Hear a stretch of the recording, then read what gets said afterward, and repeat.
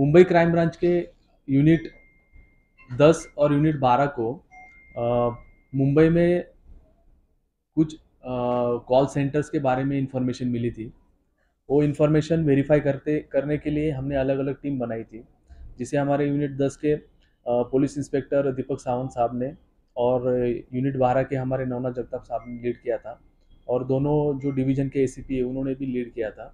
वो call centre में जाने के बाद में वहाँ पे जो ऑपरेटर्स थे, तो वहाँ पे उनके सब स्क्रिप्ट्स, उनके रिकॉर्डिंग्स, उनके जो भी डॉक्यूमेंट्री एविडेंस है, इलेक्ट्रॉनिक एविडेंस है, वो सब वेरीफाई करने के बाद में पता चला कि वो जो टोटल 3 कॉल सेंटर जो है वो लोगों को चीट करके उनको उनसे पैसे वगैरह ऐंठ रहे थे। तो यूनिट 12 ने जो केस किया हुआ है रॉयल पाम्स एरिया में, तो वहाँ पे जो कॉल सेंटर है वो लोगों को कॉल करके लोगों को आपका अगर सिविल भी खराब है या फिर आपका अगर लोन नहीं मिल रहा है, लेकिन हम आपको लोन मिला के दे सकते हैं। और ऐसे हम बैंक्स और बाकी जो फाइनेंशियल इंस्टीट्यूशंस है उसके रिप्रेजेंटेटिव है, ऐसे बता के वो लोगों को बहला फुसला के उनसे डॉक्यूमेंट्स भी लेते थे, और प्रोसेसिंग फी के नाम से कुछ एवज भी उनसे लेते थे। फिर उसके बाद में उन लोगों को लोन नहीं मिलता था। फिर जब वो लोग इंक्वायर करते थे तो उनको वहाँ से कुछ भी रिस्पॉन्स नहीं मिलता था। ऐसे अभी तक हमारे रिकॉर्ड के हिसाब से मोर देन 3000 ऐसे हमें विक्टिम्स मिले हैं, इंडियन विक्टिम्स की, जिनका यहाँ पे चीटिंग हुई है और उनसे पैसे ऐंठे गए हैं।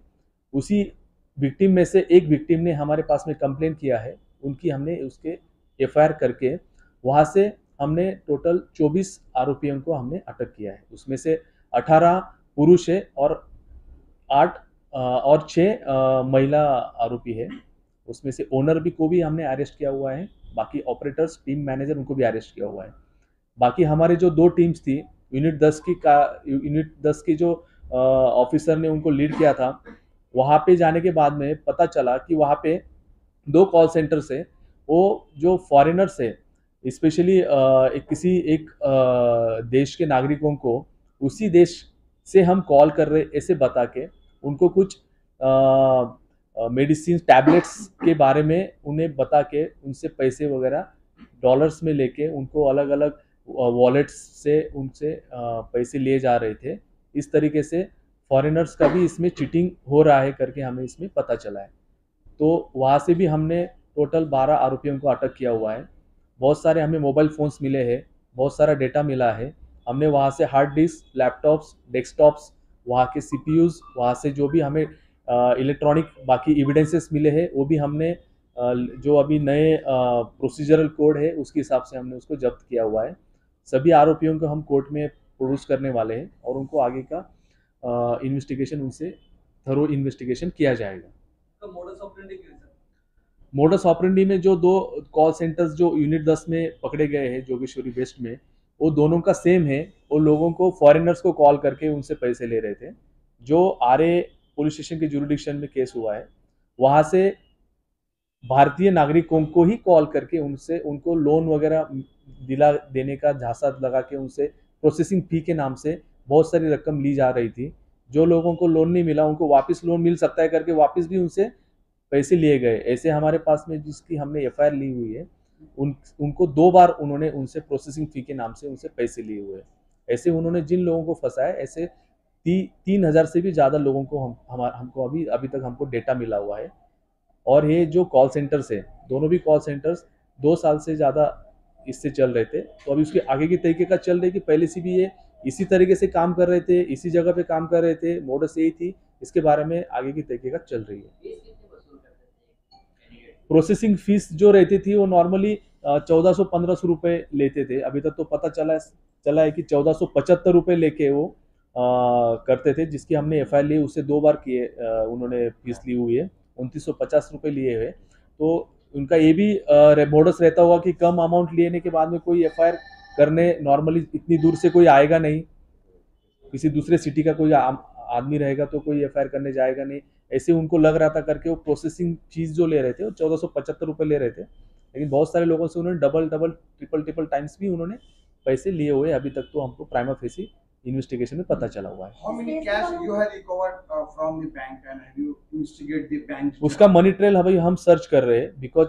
ऑन स्पॉट कैश से ये ट्रांजैक्शन नहीं होता है, ऑनलाइन अकाउंट से जाता है, तो इसलिए हाँ, तो बैंक ट्रांजैक्शंस जो भी बाहर से फॉरेन करेंसी से जो भी कुछ मनी यहाँ से ट्रैवल करके आया होगा, उसका भी हम मनी ट्रेल हम चेक कर रहे हैं, उसकी एक तहकीकात चल रही है, अभी तक इन्वेस्टिगेशन प्राइमरी स्टेज पे है। And how many foreign nationals have been victim of this racket?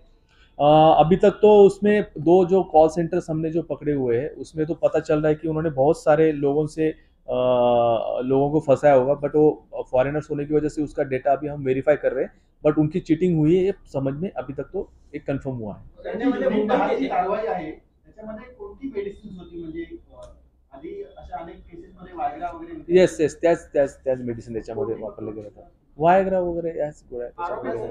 आरोपी मुंबई के थे कि बाहर के थे? आरोपी मुंबई की ही है, अभी इसमें और कोई आरोपी है क्या उसकी भी तहकीकात चल रही है, बट जो तीनों हमने कॉल सेंटर्स पकड़े हैं उन तीनों के ओनर्स को हमने पकड़ा हुआ है। गवाही मिलने का मोडस क्या है? 3,000 लोगों का डेटा हमें मिला है, हम वन बाय वन सभी को हम वेरीफाई करेंगे कि उनका चीटिंग हुआ है क्या। अभी रात में ही कार्रवाई हुई है, इसकी वजह से थोड़ा सा डिटेल्स हम नहीं कर पाए, लेकिन जितने भी लोगों से हमारी बात हुई है तो उनकी चीटिंग हुई है क्या हमको पता चला है। तो गवाही बेचकर कैसे चीटिंग करते हैं? मोडस यानी फॉरेनर्स को अगर किसी कंट्री का ए कंट्री को अगर कॉल किया है वहाँ के नेशनल को, तो वहाँ से जो बात करेंगे तो उसी एक्सेंट में बात करेंगे, वहाँ उसी एक्सेंट में बात करके उसी कंट्री से बात कर रहे करके वो बात करेंगे, बाद में उनसे वो जो टैबलेट्स दी जाएगी उससे उसके लिए जो पैसे लिए जाएंगे फॉरेन करेंसी में, वो पर्टिकुलर एक अकाउंट में लिए जाएंगे, वो लेने के बाद में उनको बाय कुरियर वगैरह उनको मिल सकता है टैबलेट्स, ऐसे उनको बताया जाता था। तो अभी वेरीफाई करना चल रहा है कि उनको ऐसे टैबलेट्स मिली है क्या, अगर मिली है तो कहाँ से मिली है, कौन से कुरियर से मिली, कौन सी कंपनी से मिली है, उसका क्या है, उसका इन्वेस्टिगेशन अभी हम करने वाले हैं आगे। चीटिंग का ये हुआ कि भारत में ऐसे जो प्रतिबंधित टैबलेट्स है उनको बेचना अलाउड नहीं है, फर्स्ट थिंग। सेकेंड थिंग, ऐसे जो भी टैबलेट्स होती है या ऐसे करने के लिए ऑथराइज पर्सन नहीं है। अगर ऐसा कोई बिजनेस भी अगर कर रहे हैं तो उसके लिए गवर्नमेंट को कुछ टैक्स पे करना पड़ता है, बहुत सारी उसमें परमिशंस लेनी पड़ती है, ऐसी कुछ भी उन्होंने किया नहीं है।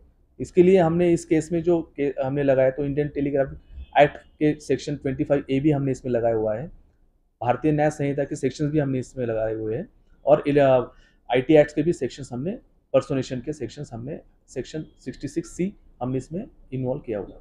तो सर कितने अकाउंट से ऑपरेट करते हैं, कितने अकाउंट उनके बैंक अकाउंट से? बैंक अकाउंट्स के बारे में अभी बैंक से हमको जब डेटा आएगा उससे हमें एग्जैक्टली पता चलेगा। अभी कुछ बताए होंगे ना इन्वेस्टिगेशन में कितने अकाउंट? रात में कार्रवाई हुई है, अभी तक तो डिटेल्स तो आए नहीं अभी तक, बट उसमें जो अकाउंट्स हमें मिले हैं, लोगों का डेटा हमें मिला है, जिस अकाउंट में पैसा जा रहा है उसका भी हमें प्राइमरी इन्फॉर्मेशन मिली है, बट उसका हम वेरीफाई कर रहे हैं, बिकॉज ये फॉरेन करेंसी आई हुई है तो उसका ट्रेल के लिए हमें ठीक से डिटेल में इन्वेस्टिगेशन करना जरूरी है। सर विदेशी नागरिकों का डेटा कहाँ से है, उनके पास फर्स्ट इंफॉर्मेशन कहाँ से है? यस, उन्होंने ये जो कॉल्स वगैरह किए उनका डेटा कहाँ से आया है, फॉरेन नेशनल का कॉन्टैक्ट नंबर्स या फिर उनको डिटेल्स कहाँ से मिले है, उसके बारे में तो हम अभी इन्वेस्टिगेशन करेंगे। इन्वेस्टिगेशन अभी प्राइमरी स्टेज पे है, लेकिन ये जो फॉरेन नेशनल्स को कॉल कर रहे थे VoIP कॉल कर रहे थे, स्काइप, टेक्स्ट नाउ ऐसे एप्लीकेशन का यूज़ करके वो कॉल कर रहे थे। सर बीएनएस के कौन से सेक्शन लगे? BNS के सेक्शन 318(4) लगाया हुआ है, 316(2) लगाया हुआ है, सेक्शन 3 सब सेक्शन 5 लगाया गया है। जितने भी लोगों को आपने गिरफ्तार किया है उनके पास से आपके पास क्या क्या इंफॉर्मेशन मिले, और आगे इस पूरे मामले में आपको कब पता चला कि वहाँ पे ऐसे फ्रॉड किए जा रहे लोगों के साथ में? हमें पहले गोपनीय माहिती मिली थी, जो इन्फॉर्मेशन हमको सीक्रेट इन्फॉर्मेशन मिली उसको हमने वेरीफाई किया, कुछ इन्फॉर्मर्स के ऊपर से भी हमने वेरीफाई किया हुआ है। जब हमने वो स्पॉट विजिट किया, जो सेंटर्स को हमने विजिट किए, वहाँ के जो भी जितने भी डिवाइसेस थे उनका हमने एनालिसिस किया, वहाँ के लोगों के पास में जो डेटा था, फाइल्स थी, इलेक्ट्रॉनिक्स जो भी हमें वहाँ पे इंफॉर्मेशन मिली, उसको वेरीफाई करने के बाद में हम इस नतीजे पे आए कि यहाँ पे इलीगल तरीके से लोगों को फंसाया जा रहा है, और ये बोगस कॉल सेंटर है करके जब निष्पन्न हुआ उसके बाद में हमने FIR रजिस्टर की हुई है। सर कोई प्रॉपर कंप्लेनर है इस मामले में? हाँ, आरे पुलिस स्टेशन में जो कंप्लेनेंट है वो इंडियन है, और जिसका 2 बार उन्होंने चीटिंग किया हुआ है, 2 बार प्रोसेसिंग फी लिया है लोन देने के नाम पे, तो उसको हमने उनकी एफआईआर ली हुई है, कंप्लेन वही है उसमें।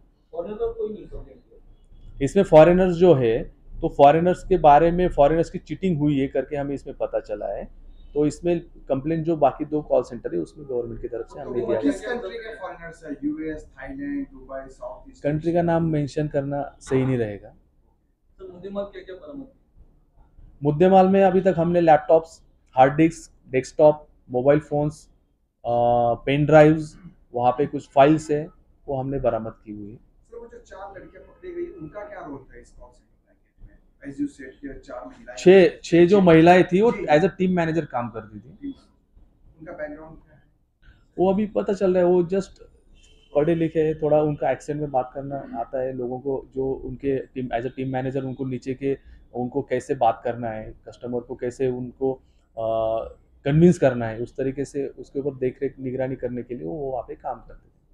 तर तरी किती याचे व्याप्ती असेल या फ्रॉडची? किती लोकांचं, किती कोटी लोकांची फसवणूक झाली? मोठ्या प्रमाणात लोकांची फसवणूक झालेली आहे आणि त्याची रक्कम देखील मोठी असू शकते। ते आता बँक ट्रान्झॅक्शन्स आणि जे मनी ट्रेल आहे याचा संपूर्ण डिटेल्स माहिती आम्हाला प्राप्त झाल्यावरच आम्ही त्याविषयी डिटेल